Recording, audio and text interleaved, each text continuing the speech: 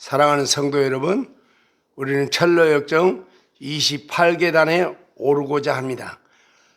이제 우리는 절반 넘게 이 여정을 왔습니다. 그들은 또 그 주인의 훌륭한 종들에 대해서 이야기를 했습니다. 정말 그 종들은 주인의 이름을 빛낸 사람들이었습니다. 아브라함, 야곱, 모세, 다윗, 다니엘, 바울, 베드로 등등 많은 믿음의 사람들이 들의 역사는 기독교에게 큰 용기를 주었습니다. 또 그들은 기독교를 한 창고로 데리고 갔는데 그 안에는 주인의 훌륭한 종들이 보잘것없는 무기로 적을 무찌른 그 무기들을 전시해 놓은 박물관이었습니다. 기독교는 모든 설명을 듣고 오래도록 그들과 생활하면서 새 힘을 얻었습니다. 교회에서 우리는 신앙 선배들의 믿음을 배우게 됩니다. 성경에는 신앙 선배들의 믿음의 발자취를 볼 수 있습니다. 우리는 그들의 믿음을 본받고 여러 환경에 처할 때 그들의 신앙을 본받아서 천국길에 승리를 해야 합니다. 우리가 천성 가는 길을 잘 알지 못할 때에 앞에 가는 양의 발자취를 따라가는 것이 가장 안전합니다. 히브리서 11장은 신앙 용사들의 믿음을 전시한 명예의 전당입니다. 나라를 믿음으로 구한 사람들입니다. 모세는 믿음으로 민족을 구했습니다. 여호수아는 믿음으로 이스라엘을 가나안을 차지하게 했습니다. 기드온, 바락, 입다, 삼손, 사무엘, 다윗은 믿음으로 나라를 구했습니다. 그들 자신은 정말 보잘것없는 능력을 소유했지만 믿음이 있었기에 그들의 업적은 가능하였습니다. 믿음은 하겠네 오직 구주 예수만 믿어서 하신 일을 힘입으면 우리는 이 믿음에서 승리할 수 있는 것입니다. 두 번째는 믿음으로 의를 행한 사람들입니다. 다니엘의 세 친구는 왕의 금신상에 절하라는 명령을 믿음으로 거부했습니다. 그들은 극렬히 타는 풀무불도 두렵지 않았고 굶주려 있는 사자도 겁내지 않았습니다. 그들의 믿음은 하나님이 그들을 위하여 기적을 일으키실 것을 믿었지만 설사 그렇지 않다고 하더라도 하나님의 말씀에 복종해야 한다고 결정했습니다. 자, 이들은 믿음이 있었기에 이것이 가능했던 것입니다. 우리는 정말 신앙생활에서 믿음을 매우 중시해야 합니다. 세 번째, 믿음으로 미래를 약속받은 사람들이 있습니다. 진실된 믿음은 하나님의 약속을 믿는 것이지 결과를 보고 믿는 것이 아닙니다. 아브라함은 그를 인도할 하나님을 믿었습니다. 그의 지시를 믿었습니다. 그는 그의 후손을 하늘의 별과 같이 땅의 티끌과 같이 주시겠다는 하나님의 약속을 믿었습니다. 그런 약속을 받은 때에 그는 자식이 하나도 없었습니다. 믿음은 상식을 초월하는 것입니다. 네 번째, 믿음으로 사자의 입을 막은 사람도 있습니다. 삼손은 믿음으로 사자를 죽였고 다니엘은 기도로 사자의 입을 막았습니다. 꼭 손에 무기가 있어야만 가능한 것이 아닙니다. 우리가 하나님의 일을 할 때 가장 필요한 것은 믿음이라는 사실입니다. 이 믿음에 여러분이 부요한 자가 되기를 빕니다. 다섯 번째, 믿음으로 불의의 세력을 멸한 사람이 있습니다. 페르시아 왕 아하수에로 시대에 유대인을 몹시도 미워한 하만은 유다인을 전멸시키기로 했습니다. 이에 계계를 꾸며 유다 민족을 모함하고 왕의 허가를 받아 유다인을 전멸시킬 날을 잡았습니다. 이것을 우리는 부림절이라고 합니다. 이 사실을 들은 왕후에서는 금식을 하고 죽으면 죽으리라 하고 왕께 나아가서 백성을 살려달라 간청했습니다. 왕은 에스더의 간청을 들어줬습니다. 에스더의 신앙은 죽으면 죽으리라는 신앙이었습니다. 여러분, 이 믿음을 죽으면 죽으리라는 신앙을 소유하시기를 주님의 이름으로 축복합니다. 여섯 번째, 믿음으로 연약한 가운데 강하게 된 사람이 있습니다. 실제로는 연약하고 비겁한 사람이었으나 믿음으로 강하게 된 사람도 있었습니다. 기드온은 정말 겁쟁이였습니다. 그러나 하나님의 사자는 그를 용사라고 했습니다. 그는 믿음으로 용사가 되어 전쟁에 나가 미디안을 전멸시켰습니다. 드보라는 여자의 몸으로 전장에 나가 믿음으로 가나안 왕을 쳐부수고 이스라엘을 해방하였습니다. 당시 가나안 왕은 철병거 900승이나 가지고 있었습니다. 하나님은 약한 자를 들어 강한 자를 부끄럽게 만드시는 분입니다. 약한 자가 강한 자를 이기기 위해서는 반드시 믿음을 소유해야 한다는 것입니다. 일곱 번째, 믿음으로 전쟁을 이긴 사람이 있습니다. 히스기야 왕은 유다를 침공한 아수르 왕 사네립으로 인하여 심히 떨었습니다. 그는 도저히 사네립을 상대할 수 없다고 생각했습니다. 그때 사네립부터 유다를 모욕하고 이스라엘을 모욕한 서신이 도착했습니다. 이에 놀라고 억울해하던 히스기야 왕은 편지를 성전에 가지고 가서 믿음으로 하나님의 제단에 펼쳐놓고 기도하였습니다. 하나님은 진노하셨고 그 밤에 18만 5천의 아수르 군사는 전멸되었습니다.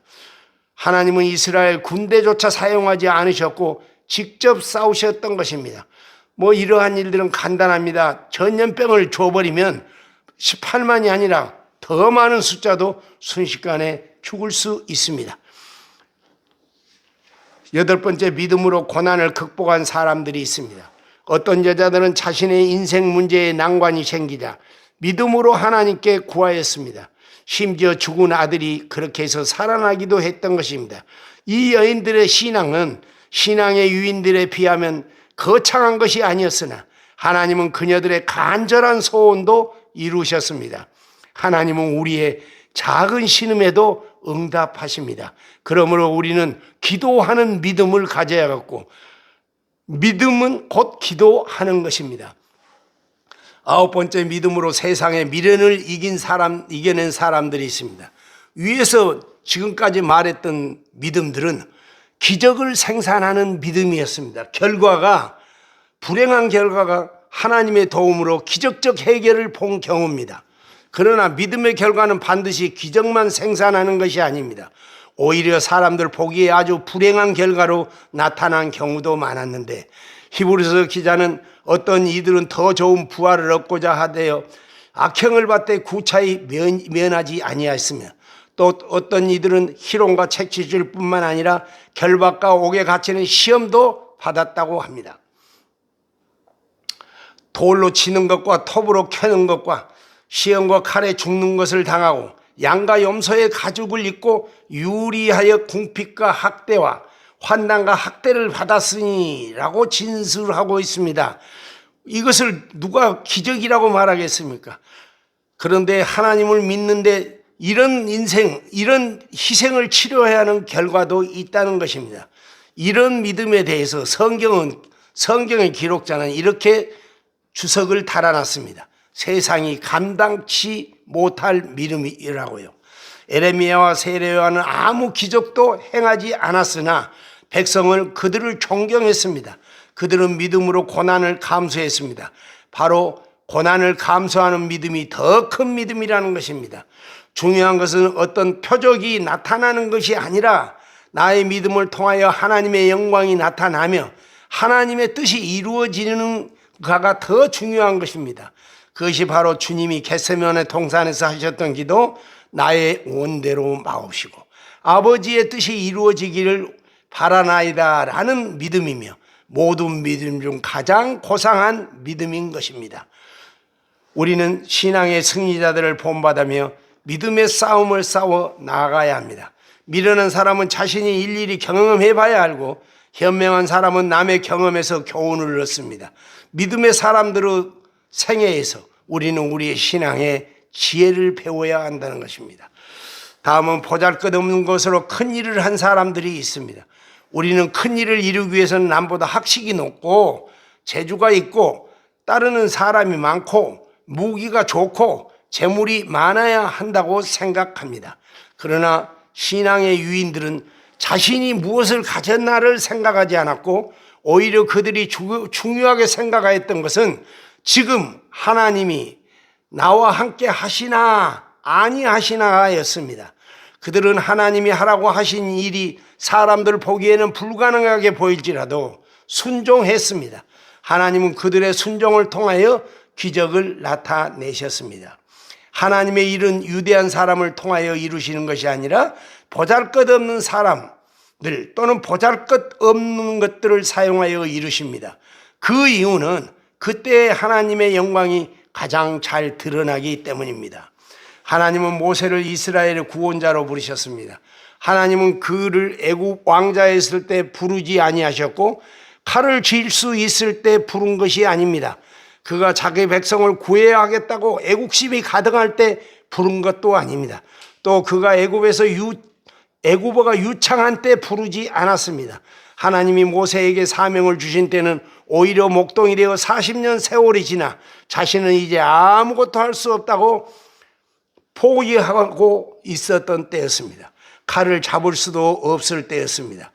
애굽의 말을 거의 잊어버렸고 자기 것이거라고는 그저 지팡이 하나밖에 없는 이미 아무것도 할 수 없는 80세 된 노인이 되었을 때입니다. 하나님이 모세를 부르실 때 모세는 자신이 무능하여 나는 이와 같은 일을 할 수 없습니다 라고 하나님께 말했을 때 하나님이 그에게 물었습니다. 내 손에 있는 것이 무엇이냐? 그러자 지팡이입니다라고 됐습니다. 대답했습니다. 그에게는 자신의 육신을 지탱할 지팡이가 하나 있었을 뿐이었습니다. 하나님은 그것을 가지고 이스라엘을 구원하라고 하셨습니다. 모세는 정말 보잘것없는 지팡이 하나로 이스라엘을 구원했고 이스라엘을 인도하는데 필요한 모든 일을 그 지팡이로 다 수행했습니다. 우리는 모세의 오경에서 이렇게 볼 것 같으면 그 5권의 성경에 모세가 무슨 일을 할 때마다 그 보잘것없는 지팡이 하나로 다 수행했다는 것입니다. 두 번째, 하나님은 이스라엘을 정복하고 있는 미디안을 무찌르기 위해서 기드온을 부르셨습니다. 때마치 그는 겁을 먹고 타작마당에 타작하지도 못하고 움푹 파인 포도주 틀에 숨어서 타작을 하고 있었습니다. 하나님은 천사를 보내서 그를 용사로 만드시고 소명을 주어 미디안의 군대와 싸우게 했습니다. 미디안의 군대는 해변의 모래처럼 많았습니다. 하나님은 이스라엘군 300만만 데리고 나가 싸우라고 하셨습니다. 그리고 나팔과 횃불을 가지고 싸우라고 하셨습니다. 상대가 안 되는 싸움이었습니다. 그러나 결과는 기드온 군대의 대승으로 끝났습니다. 기드온은 보잘것없는 300명의 군사와 나팔과 횃불, 항아리로 승리를 얻었던 것입니다. 세 번째, 이스라엘의 사사상가는 소모는 막대기로 블레셋 군대 600명을 죽이고 이스라엘을 구원하였습니다. 소모는 막대기가 무슨 병기라고 할 수 없습니다. 하나님이 함께 하시면 소모는 막대기 가지고도 나라를 구원하는 무기가 된다는 것입니다. 삼손은 나귀 턱뼈로 블레셋을 물리쳤고 최후에는 장님이 되어 맨몸으로 3,000명의 블레셋 방법을 죽였습니다. 그가 죽을 때 죽인 숫자가 전생에 죽인 숫자보다 더 많았습니다. 하나님이 함께 하시면 꼭 몸이 건강하고 눈이 있어야 일을 할 수 있는 것도 아닙니다. 어떤 장인 선교사님은 필리핀에 장애인을 위한 아름다운 학교를 세웠습니다. 다섯 번째, 다윗은 물맷돌 5개를 가지고 나가 그 중에 다만 1개를 사용하여 골리앗을 물리치고 이스라엘을 구원하였습니다. 하나님이 함께 하시면 투구와 갑옷, 칼과 단창이 꼭 있어야 승리하는 것이 아니라 물맷돌 하나 가지고도 적을 무찌르고 완벽한 승리를 거둘 수 있다는 것입니다. 성경에 이런 기적은 수없이 많습니다. 신자는 환경을 탓해서는 안 됩니다. 오히려 자신이 믿음 없음을 탓해야 합니다. 하나님이 함께 하시면 우리는 모든 것을 다 할 수 있습니다. 하나님은 우리가 가지지 않는 것으로 무엇을 하라고 하시는 분이 아니라 내가 가진 그 작은 것을 사용하여 일하게 하십니다. 우리가 작은 것이라도 믿음으로 드리면 하나님은 그것을 사용하여 놀라운 기적을 보게 하십니다. 주님은 베세다 뜰에서 한 소년이 바친 5병이어를 사용하여 5,000명 이상의 떡을 먹이셨습니다.